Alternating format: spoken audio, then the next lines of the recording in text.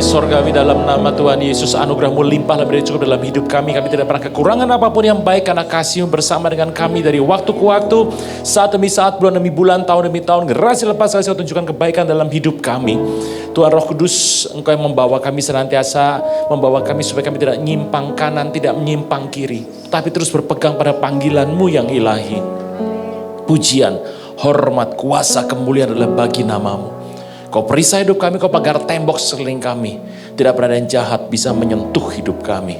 Engkau Tuhan, upah kami yang sangat amat besar. Terpujilah nama-Mu. Dalam nama Tuhan Yesus, yang percaya sama-sama boleh berkata, beri kemuliaan buat Tuhan Yesus. Haleluya, haleluya. Amin. Silakan duduk Bapak Ibu Saudara sekalian. Baik, shalom Bapak Ibu Saudara sekalian. Hari ini sudah tanggal 4. Berarti sebentar lagi kita akan mengakhiri semester pertama dalam tahun 2024. Bapak Ibu, hari ini saya membagikan mengenai konteks kehidupan kita bergereja melalui seorang penulis Alkitab bernama Lukas. Saya mengerti, Bapak Ibu mengerti Lukas ya. Lukas itu, Bapak Ibu kalau Anda mengerti Lukas, Lukas bukan generasi pertama. Lukas itu Tuhan Yesus punya 12 murid, punya 70 murid gitu ya. Tapi kelihatannya Lukas dari 70 murid itu.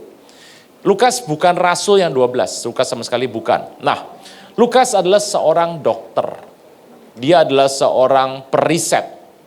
Dia seorang yang ahli dan teliti untuk menulis kitab Injil. Dan ini background yang penting. Bapak Ibu, Tuhan itu memakai hidup Bapak Ibu sekalian. Anda coba lihat yang baik-baik ya. Saya tuh pernah mengalami, saya meneliti orang-orang yang pernah saya injili dan bertobat. Waktu saya membuat statistik itu saya melihat, oh iya, ternyata mayoritas 80-85% itu backgroundnya sama dengan background saya. Bapak Ibu harus ingat, kalau Anda dulunya seorang yang pernah sakit hati sama si A, kalau Anda ngalami itu, Anda harus bertobat. Karena pengampunan adalah merupakan sebuah keinginan. Tuhan aku gak sanggup Tuhan, ngampun aku gak sanggup. Ya saya tahu Tuhan, Tuhan yang sanggup, bukan Anda yang sanggup. Tetapi waktu Anda mau mengampuni, Anda dipulihkan. Waktu Anda dipulihkan, Tuhan akan membawa nanti waktu Anda melayani persis dengan background Anda. Bapak Ibu, Anda harus melihat ini. Jadi background seseorang itu tuh Tuhan akan pakai background itu untuk pergi pada orang-orang yang pernah mengalami. Seperti kata Yusuf, engkau mereka-rekan perkara yang jahat, tapi aku mengerti bahwa Tuhan akan menyelamatkan seluruh bangsa di Mesir. Tuhan selamatkan. Nah, makanya Bapak Ibu kalau Anda menerima semua yang buruk ya, saya tuh harus berkata Bapak Ibu Anda harus kuat dan Tuhan tuh menginginkan apa yang dibuat oleh iblis Tuhan jadikan sebagai kebenaran. Oleh karena itu background Anda Bapak Ibu ini penting supaya Anda perhatikan baik-baik. Saya tuh bertanya-tanya, Pak, kenapa kalau background saya tuh selalu yang saya injili itu backgroundnya adalah mahasiswa? Ya saya melihat ya mungkin karena saya tuh bekerja di bidang itu. Satu ketika ada satu mahasiswa itu sudah membuat skripsi sampai bab 4. Belum di ACC bab 4-nya, sudah berapa kali ketemu, belum di ACC, hari itu sudah mengerjakan satu komplit bab 4. Dan waktu dia mau pergi, dia mendengar kabar pembimbing skripsinya masuk rumah sakit. Sudah sakit berapa kali, masuk rumah sakit. Waktu dia tengok, wah kondisinya payah. Padahal kalau itu diteken bab 4, bab 5 langsung oke, langsung maju. Ini bab 4, wah gak di oke-oke. Sudah ditunggu berapa kali, kondisi makin parah dan makin parah. Hari itu dia pusing.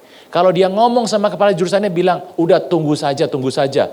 Lah tunggu saja lah, ini kan wisuda kan waktunya sudah tepat. Ini tunggu makin dekat sama ini tuh. Kemudian dia tuh udah pusing, dia nunggu di kampus. Kebetulan hari itu saya lagi bimbing skripsi. Waktu zaman dulu, bimbing skripsi. Selesai, saya mau makan. Terus dia masuk. Ya, kamu siapa? Oh, saya bukan bimbingan Bapak. Iya, saya tahu. Kamu mau apa di sini? Pak, saya mau cerita. Hah? Cerita saja? Ya, cerita tentang saya, Pak. Bapak siapa tahu bisa bantu. Kenapa? Saya bilang. Dia bercerita masalah dia.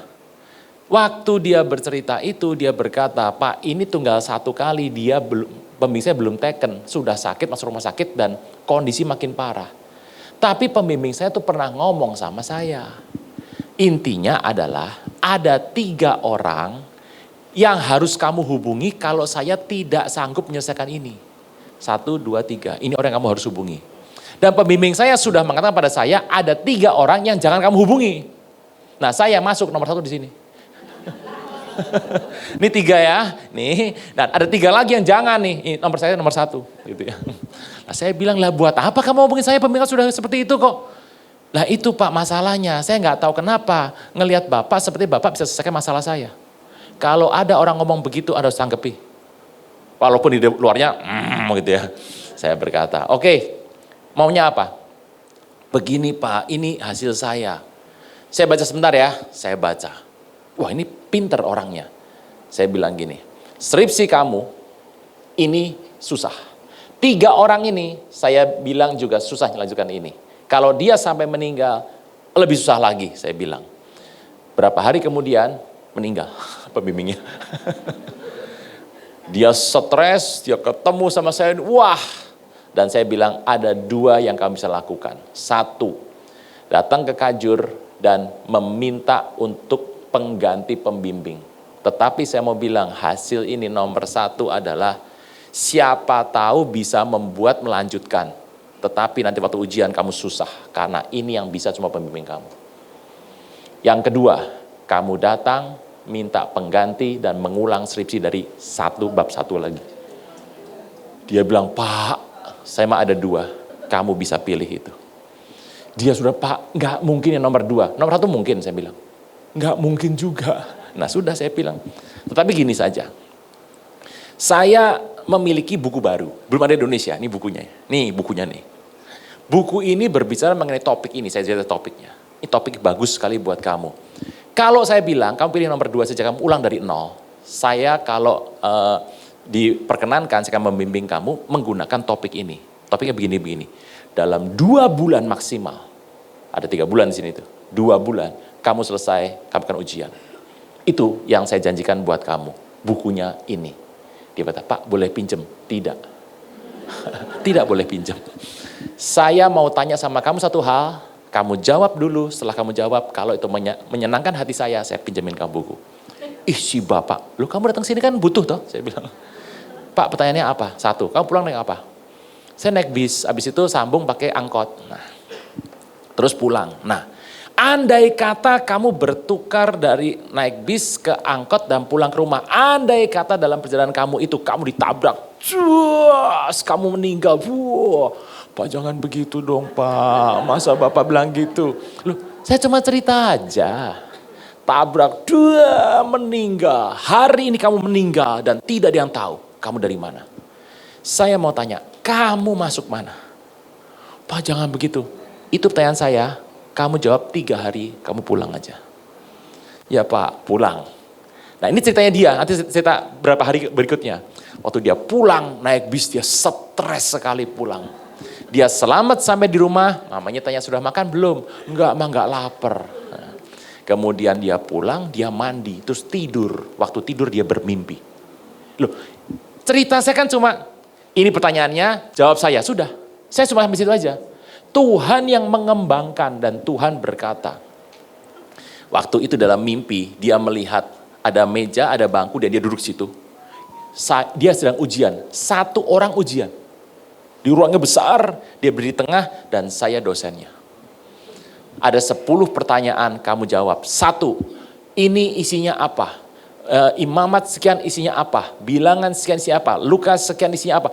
Itu ayat firman Tuhan 10 dan nilainya 0. Gak bisa. Oleh karena itu saya katakan kamu tidak lulus. Tiba-tiba bangun. Keringetan. Dia stres selama 3 hari. Dia berkata dosen gila. Dia, terus dia datang lagi tuh 3 hari. Saya lagi di situ. Gimana? Pak, saya dapat mimpi. Dia cerita mimpi itu. Dan saya gak lulus.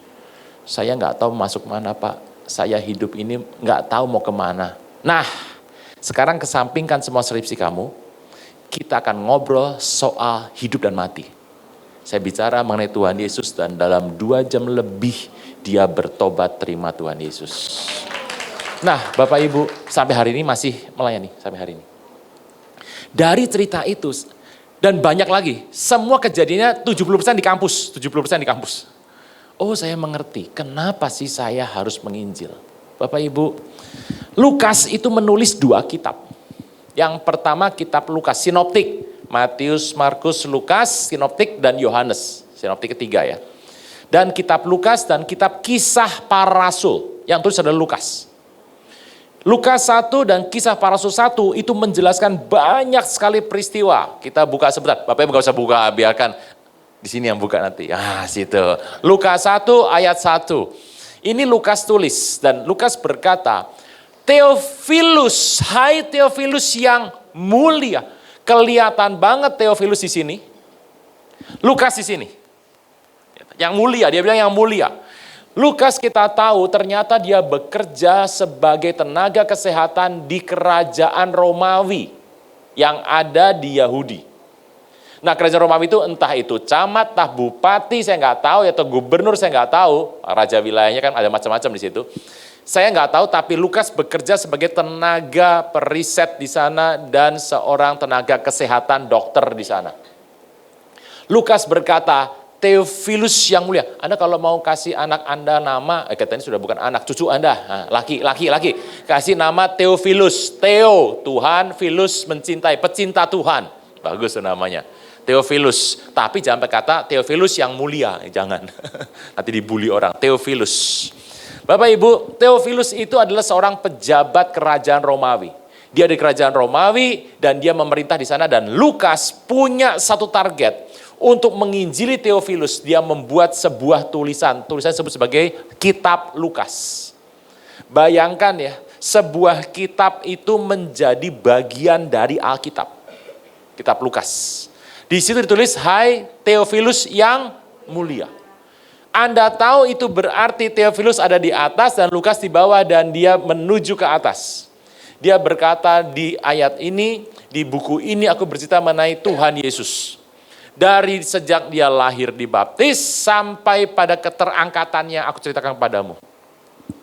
Dia menulis kitab Lukas sekitar tahun 58 sampai 60 Masehi. Dan kemudian dalam 2 tahun 60 sampai 62, Lukas menulis lagi sebuah kitab yang disebut orang dengan nama Kisah Para Rasul, Kisah. Bapak Ibu, Anda kalau melihat Kisah 1 ayat 1 bagus banget kata-katanya. Yuk, Kisah 1 ayat 1. Dimulai dengan kata-kata, Kisah 1 ayat 1 berkata, hai, mana yang mulianya? Udah nggak ada, udah yang mulia saja. Berarti di sana Anda bisa mengerti, Theophilus itu sudah bertobat, sudah menjadi kawan sekerjanya Lukas. Dalam waktu 2 tahun, seorang pejabat tinggi Theophilus, dia bertobat karena tulisan dari Lukas. Waktu bertobat yang terjadi adalah, dunia dia bekerja di kerajaan itu, di bagian sub-sub kerajaan itu, ada banyak anak buahnya yang bertobat. Kalau Anda mengerti ini, hal yang indah kok. Jadi kalau ini Lukas ditujukan Tuhan untuk bertobati siapa? Menobatkan siapa? Jelas urusannya, menobatkan orang-orang dalam kerajaan Romawi. Bapak Ibu kalau Anda berkata, enakan Lukas dong ketimbang Petrus ya. Petrus itu ngurusin orang Yahudi. Paulus untuk orang non-Yahudi dan Lukas khusus kerajaan. Biasa kalau seorang besar meminta bertemu, pasti depannya ada makanan tuh. Gitu. Lumpia pasti ada gitu ya. Teh pasti ada. Sambil ngobrol gitu. Wah, enak banget dong kalau gitu Lukasnya. Bapak Ibu, jangan pernah melihat kepada orang lain. Tuhan punya capacity.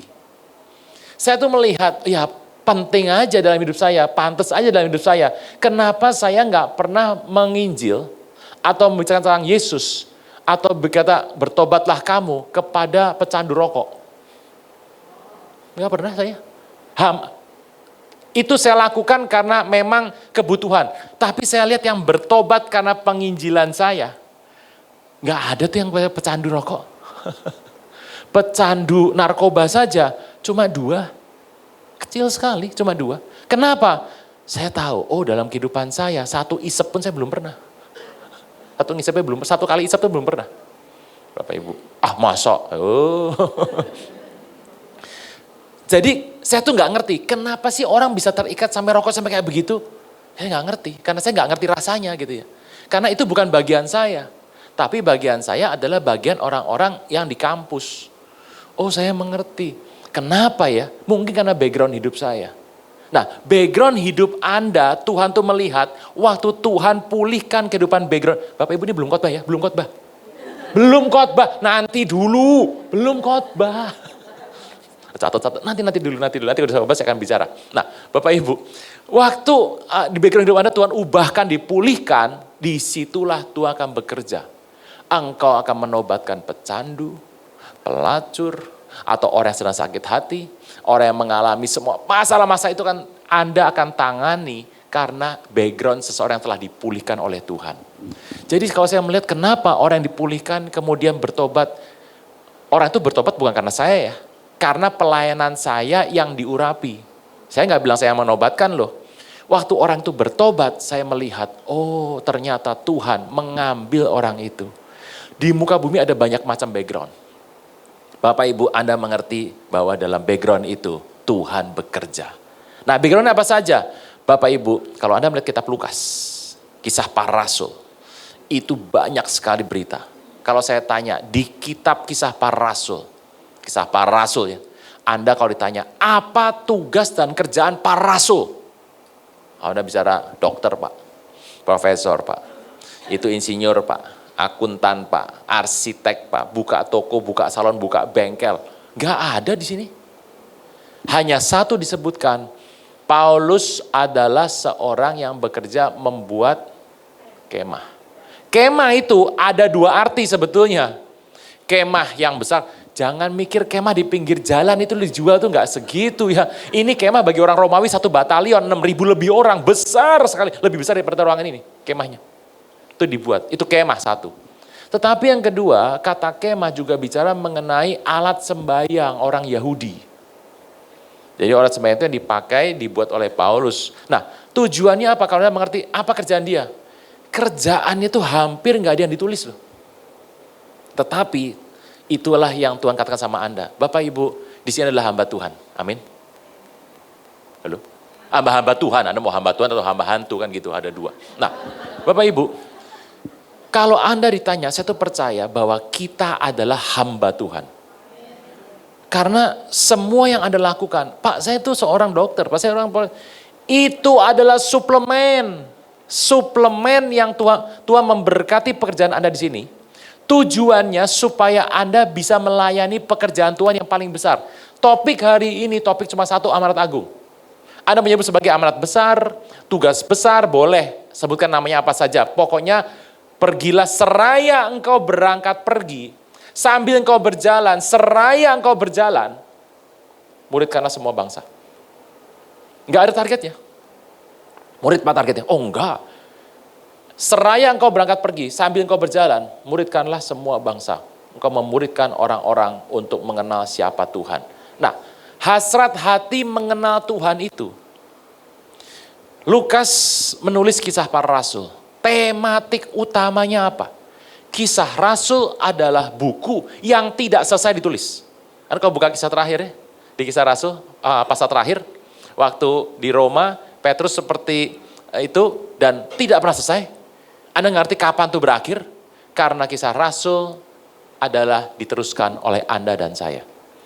Tema besar kitab yang ditulis oleh Lukas, kisah para rasul, tema besarnya. Their story, kisah hidup mereka akan menjadi kisah hidup kita. Their story become our story. Itu kisah para rasul tuh. Bapak Ibu, itu yang Anda dan saya yakini. Menjadi percaya bahwa kehidupan yang mereka alami, mengalami semua yang ada, itu akan menjadi kisah hidup hari ini yang Anda dan saya lakukan. Nah, orang yang memandang kisah rasul seperti ini, saya percaya hidupnya akan mengalami perubahan-perubahan dalam hidup. Bisa ya Bapak Ibu? Nah, konteks ini loh yang mau ditekankan oleh tulisan daripada Lukas. Misalnya, Di kisah itu ada Cornelius, seorang Italia dari Romawi, kepala pasukan Romawi yang dia tiba-tiba mengenal siapa Tuhan. Karena apa? Karena semua derma ibadahnya diterima oleh Tuhan. Waktu dia berkata, apa yang aku harus buat? Kemudian Petrus dijemput di rumahnya. Sebelum itu Petrus mengalami turun. Ada binatang-binatang toh? Bapak Ibu Anda harus mengerti. Penglihatan model begitu namanya ekstatos. Ekstasi. Ekstasi. Itu ekstatos. Kalau Anda makan ekstasi, kalau Anda makan. Anda akan berasa, wah itu bagus sekali. Anda akan melihat benda itu seperti indahnya bukan main. Tapi nggak begitu. Nah, ekstatos itu turun ke Petrus turun. Waktu dia melihat, ada babi? Ada. Ada anjing? Ada. Ayam nggak ada. Ayam tuh nggak najis ya. Di situ ada binatang-binatang? Ada. Itu Anda harus bersyukur kalau makan. Karena kalau itu turun dalam hidup saya, depan saya abisin tuh. Saya potong, saya makan. Tapi untung Pak Petrus yang ketemu, Petrus berkata, oh aku gak makan ini Tuhan. Tuhan bilang, apa yang aku bilang halal, jangan dibilang haram 3 kali. Dan sejak hari itu, untuk pertama kalinya, kisah Cornelius, Injil bagi orang Yahudi, kemudian menyebar kepada bangsa-bangsa Goyim atau di luar Yahudi. Goyim. Sejak hari itu sah engkau dan saya menerima anugerah Tuhan. Amin. Kita mulai khotbahnya. Ini cerita tadi Lukas itu panjang lebar. Bapak Ibu, gini. Anda kan mengerti ya. Sebuah kisah yang diberikan. Ini angka penting nih. Angka penting itu. 3:3. Kelihatannya sebelah sana? Oke. 3:3 ya. Ini saya majukan saja.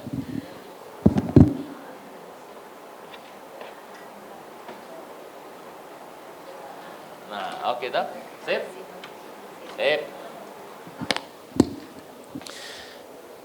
Kenapa sih Tuhan kalau membuat sesuatu perkara di muka bumi, jatuhnya selalu pada satu perayaan?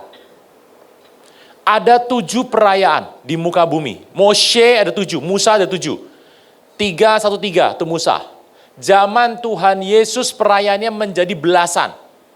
Hari ini orang Yahudi itu tiap bulan perayaan ada tuh. Itu total sudah 20 lebih perayaan yang ada Yahudi. Tetapi pada zaman Musa ada 313. 3 cuma ada 3 bulan yang penting. Bulan Nisan, bulan Siwan, dan bulan Tisri. 3. Nisan, Siwan, dan Tisri. Itu bicara sebuah perlambang kok. Kalau Anda melihat bulan Nisan, Pak, Nisan itu bukan di kuburan, bukan. Nisan juga bukan mobil. Nisan adalah nama bulan Aviv. Abib. Nah, Bapak Ibu, 3 pada perayaan yang pertama itu bicara keselamatan. Paskah toh, Paskah. Paskah itu hal yang penting sekali di mata Tuhan dan penting di mata kita, itu keselamatan. Orang begitu selamat, hidupnya terbuka. Makanya kalau Anda bertemu orang, yang penting apa? Selamat dulu. Setelah itu, belakangan lah. Karena begitu orang selamat masuk itu, hidupnya terbuka. Pasti berhasil? Oh belum tentu. Ini selamat. Lalu 3 yang terakhir di bulan Tisri itu bicara mengenai kondisi di mana orang mengalami sorga. Sorganya Bapak Ibu Saudara sekalian bukan sorganya yang ada sekarang. Sorga kita adalah LB3, langit baru bumi baru. Gitu ya, jelas ya. Nggak usah diulang lagi. Jadi yang Bapak Ibu kenal sebagai sorga adalah langit baru bumi baru. Nah itu. Ini 3 ini. 3 perayaan terakhir dalam orang Yahudi melambangkan mengenai sorga. Saya dari sini jelas, Tuhan datang kali yang kedua nanti, Bukan rapture, bukan rapture. Yang kali kedua kok. Kan Anda udah gak peduli ya. Bagi Anda kan Tuhan datang 3 kali toh. Pertama, Natal. Kedua, rapture. Ketiga, second coming. Second Pak, 2. 3. Karena begini, kaki Tuhan menginjak bumi cuma yang ini. 1 dan 3. Ulang. Ini kelihatan ya. Ini mulai khotbah toh. Tuhan datang itu 3 kali. Yang pertama namanya Natal. Semuanya percaya Tuhan datang tuh Natal. Lalu yang kedua namanya pengangkatan. Yang ketiga namanya second. Nah, ini kan 2. Saya juga tahu 3 itu third, bukan second. Tapi namanya second kenapa? Karena kaki Tuhan nginjek di muka bumi itu cuma 2. Anda dan saya tidak menantikan ini. Kita menantikan yang ini. Bapak Ibu ngerti ya? Jadi kalau orang bilang second kami itu yang ini. Bukan yang ini. Loh Pak kok gitu? Lah gini, kalau Anda dari rumah bersama dengan saya. Misalnya Bu Evelyn sama saya berangkat dari rumah saya. Kan saya tidak menantikan saya atau beliau. Anda menantikan saya di sini, kenapa kita nggak serumah? Saya berangkat dari manapun, Bapak ada hari ini, menantikan Bapak. Tapi orang yang bersama dengan saya tidak menantikan saya. Anda menantikan kedatangan Tuhan, berarti Anda nggak bersama dengan Tuhan dong. Di sini kita menantikan. Jelas ya? Halo? Ulang. Tuhan datang 3 kali, tetapi 1 dan 3 kaki Tuhan di muka bumi. Tetapi kita tidak menantikan yang ini. Yang ini bicara apa sih? Akhir zaman tuh ini. Israel perang, terus 2 terakhir, itu yang ini. Kondisi dunia makin lama makin hancur, AI maju dan menghalau segala situasi. Anda tahu Blue Chess sekarang, hari ini Blue Chess, catur. Blue Chess itu yang bisa mengalahkan cuma ada 1 orang, Garry Kasparov, sudah tua orangnya. Garry Kasparov pernah mengalahkan Blue Chess, orang tepuk tangan. Hari ini tidak ada yang mengalahkan komputer. Magnus Carlsen Pak, tidak bisa. Mantep ya itu. Nah itu bicara akhir. Jadi kalau Anda ngundang saya cuma bicara akhir zaman. Tetapi ini yang penting ini. Pengangkatan. Karena Anda yang tidak diangkat, Anda pasti ngalami ini. Bisa ya Bapak Ibu ya? Yang kita tuju hari ini adalah pengangkatan. Kalau sampai ketinggalan gimana? Ya terserah Tuhan, mau gimana? Terserah Tuhan. Bisa ya? Nah jadi kita tuh yang di sini nih, yang penting nih di sini. Oke. 3 yang pertama bicara mengenai keselamatan. 3 yang terakhir kehidupan yang menyenangkan di sorga kita. Tetapi hidup di muka bumi berikan 1 sama Tuhan. Ini sementara kecil 1 kali di muka bumi. Hanya ditunjukkan dengan 1 peristiwa. Peristiwa itu adalah peristiwa Pentakosta. Atau Safut dalam bahasa aslinya. Safout. Nah, kenapa sih Tuhan pencurahan Roh Kudus itu terjadi pada hari Pentakosta? Lebih lama mana? Pentakosta dan pencurahan Roh Kudus. Pentakosta lebih lama. Contohnya begini. Bapak lahir hari apa? Hari Minggu. Makanya jadi pendeta. Anda lahir hari Minggu, hati-hati. Harus Tuhan jadi aku pendeta. Oh, yang jadi pendeta hari Senin sampai Sabtu juga jadi pendeta gitu ya.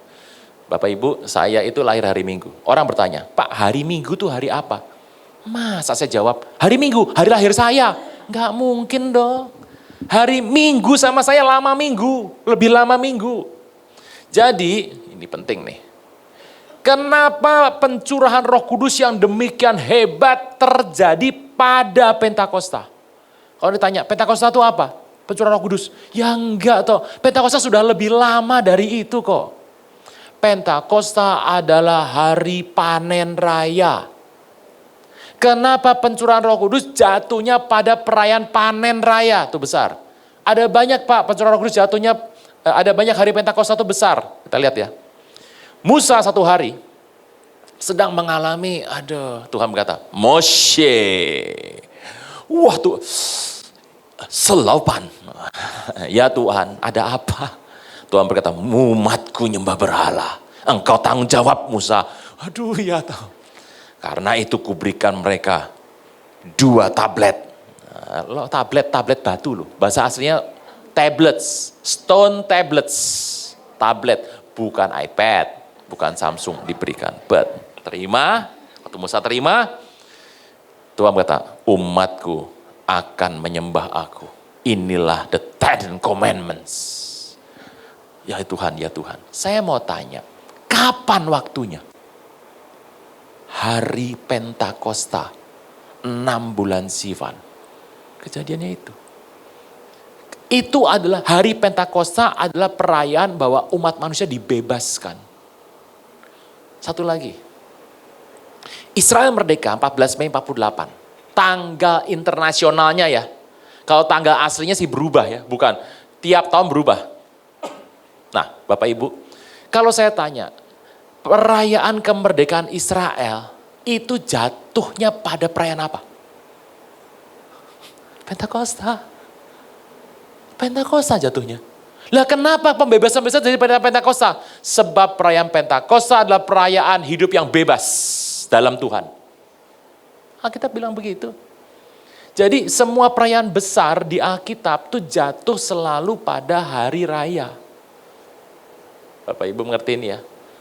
Jadi kalau saya melihat kenapa Pentakosta? Ya sebab Tuhan melakukan perkara yang besar.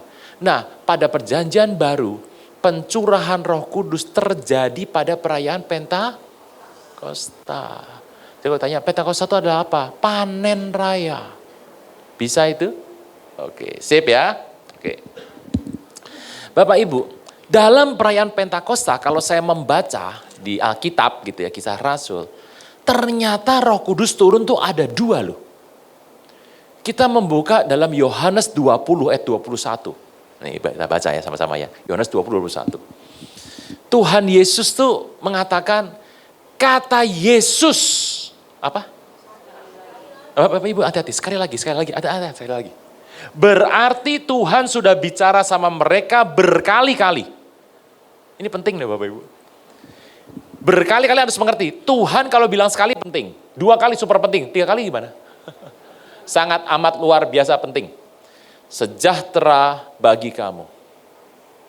Sama seperti Bapa mengutus aku, demikian juga sekarang aku. Pengutusan Tuhan itu adalah perintah Tuhan yang sangat amat penting. Pengutusan. Ada di muka bumi itu tujuannya apa? Ya lahir Pak, besar nikmati, habis itu ya wafat. Oh enggak bisa. Kita di muka bumi ini, maaf sebentar.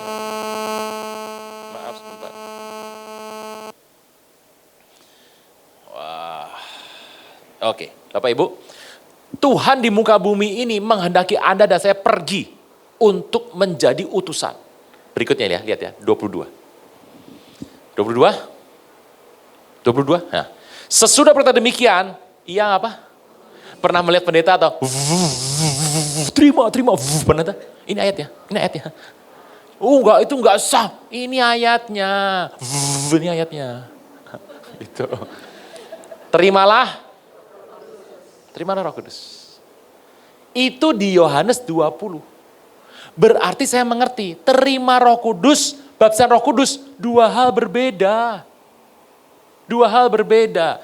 Nah, Bapak Ibu, hari ini saya mau bicara mengenai topik apa yang Bapak Ibu dan saya tuh yakini. Kita itu kalau melihat ya di muka bumi, ini penting nih. Ini gerejanya gereja apa ini? GBI Jalan Tampak Siring, Jakarta. Yaitu jemaatnya adalah Anda, bukan saya nggak di sini, ini Anda. GBI Tampak Siring. GBI Tampak Siring itu ada di atasnya adalah menjadi GBI Jalan Gatot Subroto. Karena ini adalah rayon ini lokasi di sini. Gitu. Di atasnya GBI Jalan Gatot Subroto. Lah saya di situ. Gitu, Gatot Subroto. Di atasnya lagi itu kita tergabung dalam kelompok besar yang namanya GBI, Gereja Bethel Indonesia. Nah, GBI itu terhisap masing-masing ke dalam Church of God di Amerika. Gitu ya. Bisa ya, Church of God, GBI Subroto, GBI Tambak Siring. Gitu. Nanti gua ada lagi tuh GBI apa. Kenapa Church of God? Church of God adalah di muka bumi ini itu ada kelompok-kelompok gitu ya.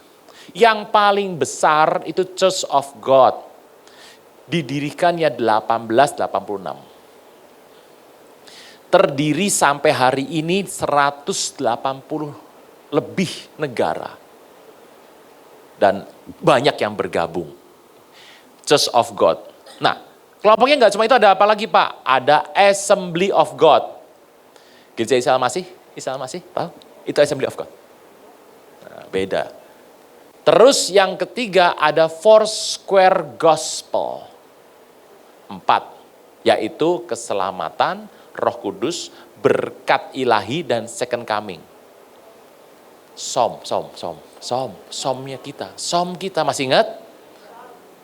Itu diambil dari sebuah gerakan yang namanya 4 Square Gospel. Misalnya siapa? Amy McPherson, anggota dari mereka. Tuh, anggotanya mereka ya. Di muka bumi ada berapa kelompok Pak? Ribuan. Banyak banget. Nah, kita itu Church of God. Church of God itu ada gereja Protestan. Church of God itu Protestan. Waktu Azusa Street berkembang, William Seymour tuh, ini namanya ingat kan nih? Ya, William Seymour berkembang, Church of God melihat, wah ini satu gerakan baru ini. Oleh karena itu pada 1911, dia berganti dari Protestan ke Pentakosta. Saya, dan sejak hari itu semua yang bergabung menjadi Pentakosta. Tetapi ingat, kenapa di dalam GBI sendiri? Di masa lalu nih, orang ada yang ikut A, B, C, D, E. Sekarang sudah mulai rapih nih, GBI mulai rapih tuh, dirapihkan. Jadi orang yang ngikut itu percaya. Oke, sudah ya, percaya. Ada lagi JKI Pak, itu beda dengan GBI. Itu, percaya yang beda-beda. Bapak Ibu, sekarang kita mau bicara kita saja. Kita ini adalah orang GBI. Kita percaya ada pengakuan iman. Salah satu yang bagus adalah berbicara bahasa lidah adalah permulaan Anda dibaptis Roh Kudus. Saya mau cerita mengenai 2 nih, terima dan baptis Roh Kudus. Orang yang sudah bertobat, Anda di sini tidak ada yang bisa bertobat karena orang lain tidak ada. Saya cuma nginjili Anda, tapi saya nggak berwenang mengubah Anda.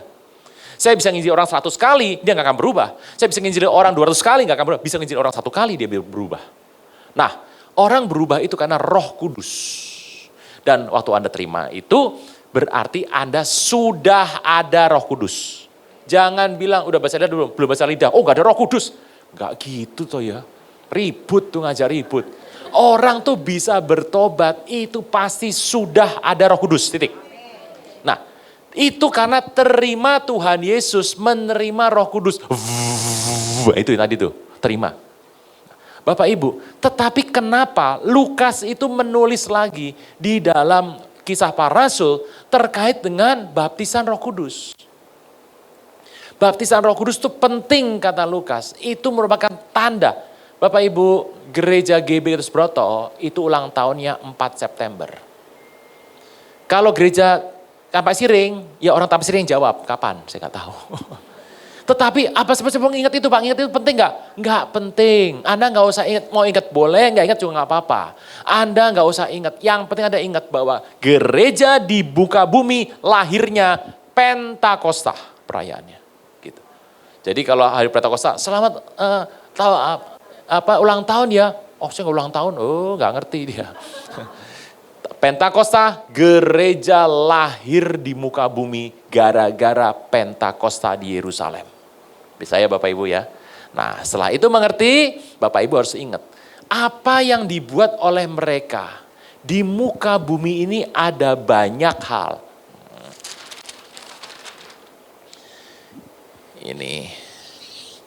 Ini terima Tuhan Yesus. Tuhan Yesus. Lalu mengalami pengudusan hidup. Hidupnya diubahkan toh. Baptisan Roh Kudus Pak, oh nanti. Anda waktu bertobat, Anda punya waktu untuk Anda menguduskan hidup. Ini yang namanya adalah holiness. Hidup Anda telah diubahkan. Engkau telah masuk hidup yang baru. Setelah itu Anda mengalami baptisan Roh Kudus. Ada yang bilang bahwa cerita itu ini diperlengkapi, dikasih kuasa nih. Anda menerima kuasa, tujuannya apa? Supaya Anda pergi. Jadi apa yang diyakini gereja ini itu yang kita lakukan. Pak, teman saya Pak, mau bahasa lidah mau nggak bahasa lidah nggak apa-apa. Teman saya juga ada Pak di ibadah itu, mau dia bahasa lidah kenceng, nggak bahasa lidah kenceng, itu mah masing-masing pribadi, gitu ya. Ada yang berkata lagi, kalau kita mah di sini yang penting itu bicara mengenai kuasa dan kehidupan yang baik. Oke, saya menghormati. Tetapi kalau di GBI Tampak Siring yang notabene GBI Subroto, notabene GBI Church of God, notabene itu adalah Church of God, itu berarti baptisan Roh Kudus itu penting. Gitu. Jadi tiap gereja itu beda-beda. Gitu. Anda kalau ngeliat ini, ini seperti ini ya, itu tergantung pola pikir gereja itu. Contoh, Bapak Ibu, Anda kalau mengerti karismatik ya, karismatik. Ini gereja apa? Karismatik Pak. Oh ya, tapi karismatik itu. Bukan, gereja kita GBI Tampak Siring, yang adalah GBI Subroto, yang adalah GBI, yang adalah Church of God adalah Pentakosta klasik. Penting tuh kata klasik. Karena kalau Anda potong Pentakosta doang, nggak sah. Pentakosta, nah itu. Jadi Bapak Ibu harus mengerti, kita ini adalah Pentakosta klasik. Cerita klasik itu penting. Karena Pentakosta ada yang New Pentecostal, ada yang baru. Nah itu gimana? Sama Pak, karya Roh Kudusnya, bahasa dia kenceng, iya. Tetapi mereka tidak mengatakan bahasa lidah, tidak merupakan, kalau kita bilang satu-satunya tanda awal orang dibaptis Roh Kudus. Karismatik gimana Pak? Bahasa lidah adalah salah satu tanda orang dibaptis Roh Kudus. Beda tuh? Ulang. Kalau kita di GB ini, nih kita gini, ya Pentakosta klasik nih, berbahasa lidah adalah tanda awal orang dibaptis Roh Kudus. Kalau yang sini, karismatik, berbicara bahasa lidah adalah salah satu tanda orang dibaptis Roh Kudus. Sama apa beda? Ulang. Pentakosta klasik, kita dulu ya. Pentakosta klasik nih. Berbicara bahasa lidah adalah tanda awal orang dibaptis. Kalau di sini ya, berbicara bahasa lidah adalah salah satu tanda dibaptis Roh Kudus. Beda apa sama? Beda. Jadi kalau bahasa Roh Kudus, tanda awalnya apa? Bahasa lidah. Tanda lainnya apa? Ya macam-macam, yang A, B, C, D, yang lain-lain itu. Kalau di sini bebas yang macam-macam itu karena bahasa lidah setara. Bisa nangkep Bapak Ibu? Kita di GBI meyakini yang ini. Tuh. Makanya kalau ada orang GBI ngomong itu, ya saya beritahu bahwa sekarang kita di sini, gitu loh. Pak, firman bilang gitu. Firmannya berdasarkan macam-macam lah orang boleh cari, tapi kita percaya yang ini. Gitu loh. Bisa ya Bapak Ibu ya? Halo?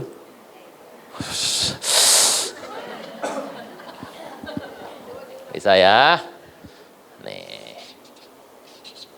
Dalam Pentakosta klasik ini diberikan tanda toh, masih kasih tanda toh, kasih tanda, satu tanda untuk meyakini orang yang dibaptis Roh Kudus akan memiliki tanda awal berbicara bahasa lidah. Orang yang penuh Roh Kudus dia akan berbicara bahasa lidah dengan lantang, dengan sebuah gairah yang tinggi. Itu perjalanan satu arah tuh. Tidak bisa dua arah. Orang yang berbicara bahasa lidah dengan dia pasti penuh Roh Kudus. Enggak bisa. Satu arah. Kalau orang tuh penuh Roh Kudus, nih ya, penuh Roh Kudus, dia akan melakukan minyak gairahnya tinggi. Tinggi, gairah tinggi. Dan dia akan pergi untuk penginjilan. Apakah orang yang menginjil pasti penuh Roh Kudus? Tidak. Kan dari itu kan jalannya gini tuh. Menginjil apakah ini? Tidak. Yang dari sini, tuh dari sini ke sana. Ini oke. Bisa ya Bapak Ibu ya? Jadi Anda harus melihat loh ini. Kalau kita mengatakan orang yang penuh Roh Kudus, dia memiliki gairah minyak yang banyak. Saya mau tanya sama Anda nih. Bapak Ibu, Anda kan mengerti 5 gadis bijak dan 5 gadis oon. Ya bodoh lah. Tapi gadis loh, dua-dua gadis toh. Kita nggak usah tanya, Anda mau jadi yang mana? Ya, takut salah, pasti salah toh. Ya. Oh nggak ada di situ pertanyaannya. Lah kalau saya ya jadi mempelai. Gadis bijak, gadis bodoh, saya mengerti, saya konsepnya jalan ngerti. Semua perilakunya saya mengerti, tetapi kalau suruh milih, saya milih jadi mempelai. Lah, seorang mempelai datang nih. Menemui siapa? Mempelai atau 5 gadis? 5 gadis pelayan loh. Mempelai toh. Lah, kan dia kan enggak, ya mau monogami toh, menikah dengan satu pasangan toh, gereja toh. Bukan banyak pasangan toh. Masa dia menikahi 10-10-nya? Masa dia menikahi 5? Ingat loh Bapak Ibu ya. Cerita di Alkitab ada cerita yang dikisahkan Tuhan untuk perkembangan pribadi sebagai orang percaya. Perkembangan pribadi sebagai orang percaya harus ada tuh. Tetapi Tuhan juga bercerita mengenai keadaan waktu itu terjadinya. Anda harus mengerti, minyak itu penting. Kalau gadis itu dibawa 5 nih, ngikut sama mempelai toh. Karena zaman dulu tuh jalannya jauh sekali jalannya. Nah, harus diikuti oleh minyak itu. Bapak Ibu, di tempat itulah kalau si gadis bijak sudah bawa minyak, pertanyaannya mempelai bagaimana? Dijemput loh mempelai. Lah kalau mempelainya tidur, nggak ngelakuin tugasnya, ya akan jemput apa tidak? Tuhan mengatakan, aku akan menjemput mempelaiku, gerejanya, menikah dengan gerejanya. Oke. Ini satu kali jalan. Kalau ada orang yang bilang begini dari sini ke sini, ya kita orang Kristen dia menghormati toh. Ya benar, sudah benar. Tetapi sebetulnya itu adalah keyakinan yang beda pandangan dengan Anda dan saya. Bisa dipakai Tuhan kok? Bisa. Bisa diangkat gak? Bisa. Tetapi kita ada di sini. Bisa ya Bapak Ibu ya? Nah dengan begitu Anda menjadi jelas tuh ke depan. Orang penuh Roh Kudus, tandanya cuma ada 2. Minyaknya berkembang. Pak, kalau saya tuh dalam kondisi minyak saya nggak terlalu banyak, Pak. Saya kalau ini terlalu lemah, Pak. Apa yang saya harus lakukan? Bisa nggak? Bisa. Orang pasti lemah, gitu. Tetapi Anda punya baptisan Roh Kudus. Anda mulai berkata-kata. Terus, langsung Pak? Enggak langsung. Anda mulai terus. Semakin sering Anda berkata-kata. Minyaknya mulai tumbuh. Sambil pengudusan udah terjadi tuh. Nih. Ini satu arah nih, ke sana. Terjadi berulang-ulang di sini. Terus makin besar, makin besar, makin besar, makin besar, makin besar. Terus makin besar. Maka engkau akan memiliki minyak yang besar sekali. Satu yang terakhir. Engkau akan punya keinginan supaya semua orang mengenal Yesus dalam hidupnya. Misalnya, Pak, saya tuh pengen saudara saya bertobat, Pak. Saya tuh bicara hal yang baik sama dia, tapi saya punya masalah. Apakah saya sebenarnya sudah ada Roh Kudus? Ada. Yang penting Anda punya penginjilan. Ini bisa besar, bisa kecil, bisa menengah nih. Ini bisa besar. Gitu. Intinya, kemanapun Anda pergi, kalau itu melihat satu peluang, jangan tinggalkan. Anda harus bicara mengenai Tuhan Yesus. Dengan cara yang Anda pikir baik, dengan gaya bahasa Anda, dengan cara Anda pakai itu sebagai penginjilan. Bisa ya Bapak Ibu? Nah, cerita ini penting sebetulnya. Kenapa? Karena dalam tahun ini,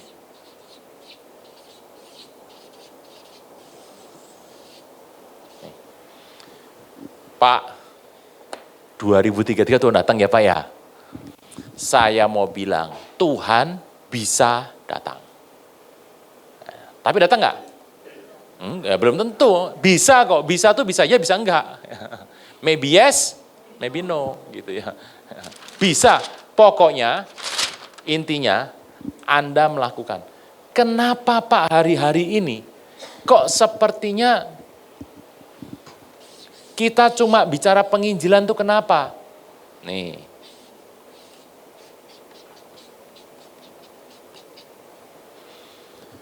Dalam dunia Kristen, itu ada 3 topik, 3 golongan.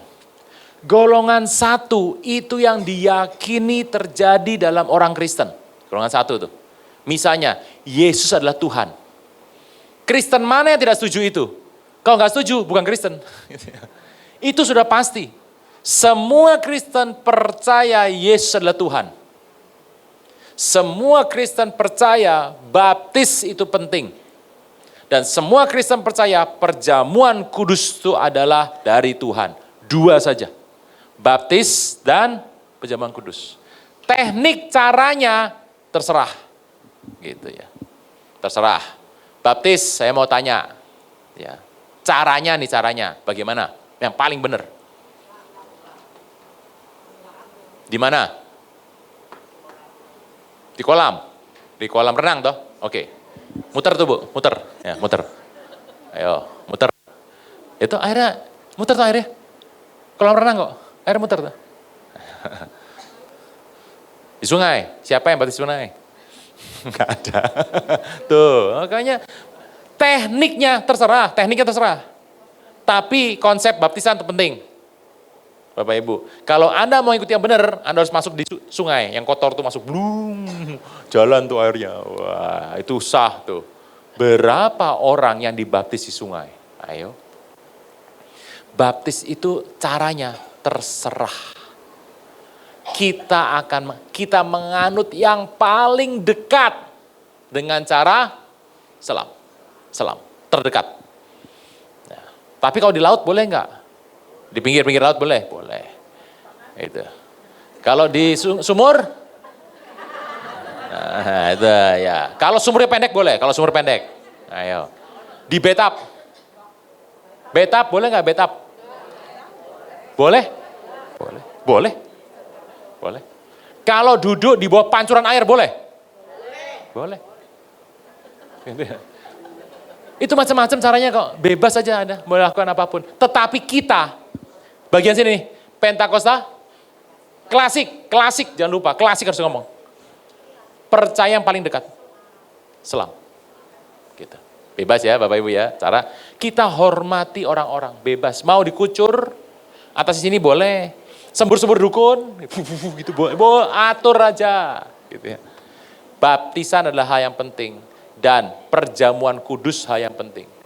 Tekniknya bebas. Minumnya pakai anggur boleh? Boleh. Pakai teh boleh?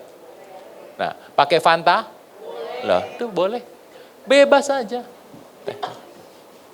Kita, Anda dan saya menganut yang penting yang ini. Sampai tahun 2033.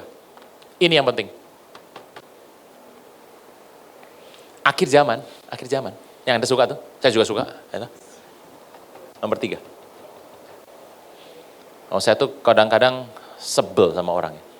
Gara-gara akhir zaman, Kristen bisa berantem dan mengata-ngatai pakai bahasa yang kasar.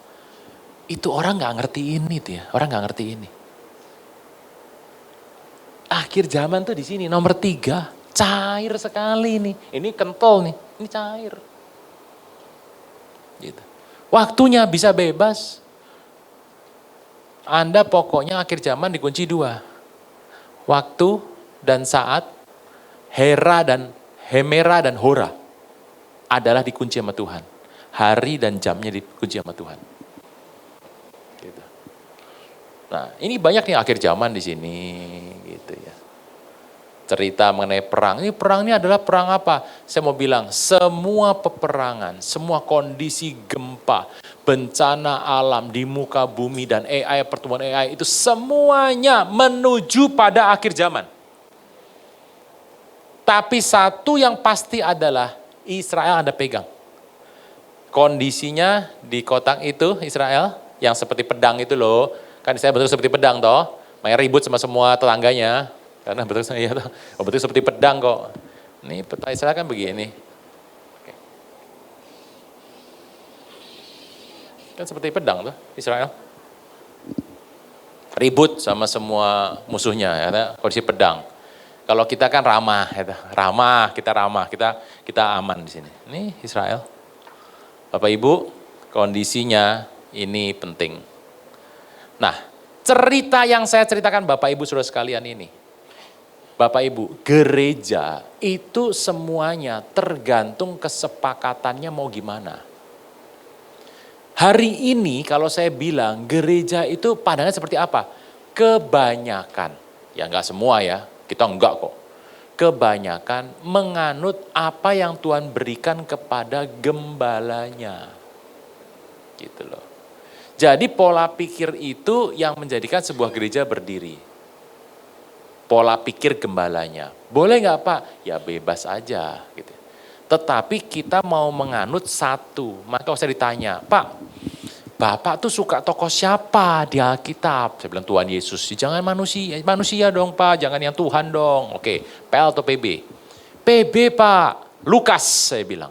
Loh kok nggak Paulus gimana? Oh tanya kayak gini loh. Saya tahu Paulus itu menulis banyak kitab di PB. Banyak kitab sekali di PB Paulus tulis. Dan itu bagus tulisannya semua bagus. Tetapi Anda harus mengerti, di kitab Lukas itulah kitab yang Anda harus hidupi karena Anda itu menjadi seperti mereka. Bapak Ibu, ini yang harus Anda ngerti loh. Nah, peristiwa itu, Lukas menulis kisah-kisah ini, itu yang Anda harus mengerti. Saya mau tanya Bapak Ibu, sebetulnya gereja di mana dan tahun berapa yang paling kokoh dan kuat untuk satu, menghadapi pengajaran sesat, menghadapi sekte-sekte, menghadapi serangan-serangan rohani dan fisik terjadi di muka bumi ini yang tetap dari kokoh. Gereja mana? Saya akan bilang gereja mula-mula. Apa gereja mula-mula tuh? Nah, kenapa gereja mula-mula? Gereja mula-mula itu melihat Tuhan Yesus diangkat. Tuhan berkata, apa ada malaikat 2 berkata, Tuhan Yesus yang kau lihat ini, the same Jesus, Yesus yang sama ini, yang kau lihat naik ke sorga, akan turun kali yang kedua nanti. Dan waktu dia ngomong begitu, yang mendengar kisah itu 500 lebih. 500 lebih dengar tuh kondisinya. Tetapi hari itu mereka tercerai berai toh. 10 hari itu membuat mereka tercerai berai dan disiksa dan meninggal. Kemudian hanya yang 120 yang berdoa mendapatkan baptisan Roh Kudus. Setelah mereka mendapat baptisan Roh Kudus, mereka mulai pergi menginjil. Mereka percaya, dari merekanya ya bukan Tuhan, mereka percaya masing-masing bahwa Tuhan akan datang di zaman mereka. Jadi akhir zaman itu penting Bapak Ibu. Tuhan akan datang di zaman saya masih hidup. Pak, zaman cucu Bapak nanti mungkin. Bukan zaman cucu saya. Bukan zaman anak saya. Tidak. Tapi zaman saya masih hidup. Itu satu yang mereka percayai dalam kehidupan. Akibatnya mereka pergi menginjil. Penting nih Bapak Ibu. Saya tuh yakin banget. Tuhan akan datang, saya masih berdiri tegak. Kan belum tentu Pak, kalau meninggal gimana? Itu urusan Tuhan. Ini yang saya percayai kok. Saya harus percaya ini, saya akan berdiri teguh dan saya percaya inilah anugerah Tuhan berikan pada hidup saya. Oleh karena itu, mereka pergi menginjil, mati di pedang, mati tarik kuda, akan dibunuh orang, disalib, dipenggal, dibakar hidup-hidup dan mereka melakukan itu untuk satu nama, nama Tuhan Yesus. Bapak Ibu, inilah saatnya sebelum tahun 2033. Ini yang ada satu etape, nanti ada lagi itu. Saya nggak tahu berapa banyak. Tetapi Bapak Ibu dalam sampai 2033, dunia akan berubah dan menampakkan diri seperti yang belum pernah Anda lihat.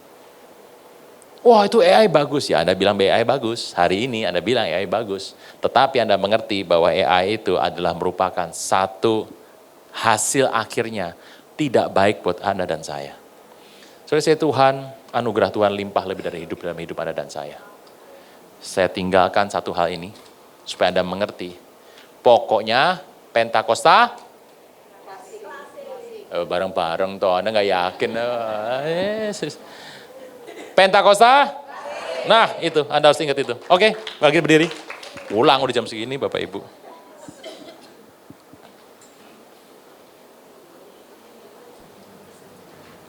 Kau kuatkan aku bertahan, Kau harapan dalam kesesakan, Kau buktikan kesetiaan-Mu Tuhan, Engkau Allah Immanuel, Kau kuatkan aku bertahan.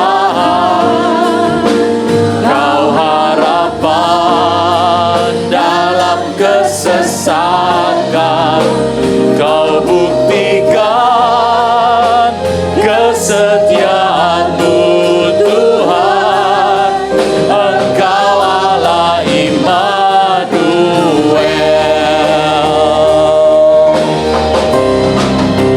Kau kuatkan aku bertahan, Kau harapan dalam kesesakan, Kau buktikan kesetiaan-Mu Tuhan, Engkau Allah iman. Mari berdoa, Bapa, kami mengerti hari ini, Engkau curahkan bagi kami pengertian yang membuat kami paham mengenai kedudukan kami di hadapan Tuhan. Urapi umat-Mu berlimpah, penuh lebih dari cukup dari depan sampai belakang, kanan sampai kiri, dari mimbar bawah mimbar. Untuk satu tujuan, penginjilan yang kami harus selesaikan dalam waktu-waktu ini. Kau berikan bagi kami pengharapan, kemampuan. Kami tidak akan melihat ke kanan dan ke kiri. Kami tidak memperhatikan apapun yang Kau berikan dalam hidup kami, tapi kami perjuangkan satu, penginjilan harus terjadi di muka bumi, baru tiba kesudahannya. Tuhan beri kami kekuatan, penuh, semuanya penuhi Tuhan dengan anugerah-Mu. Kau kuatkan aku bertahan, Kau harapan dalam kesesakan, Kau buktikan kesetiaan-Mu Tuhan, Engkau Allah iman. Kau buktikan kesetiaan-Mu Tuhan, Engkau Allah iman.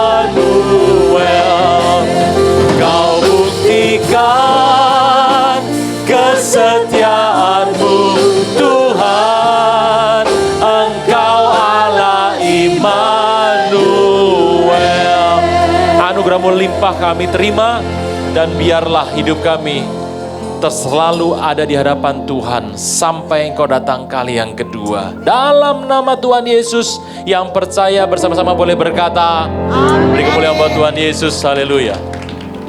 Umat Tuhan, mari angkat kedua tangan Anda, terima berkat daripada Tuhan. Berkat yang melimpah dari Bapa, Anak, dan Roh Kudus dalam nama Tuhan Yesus. Maka diberkatilah seluruh kehidupanmu.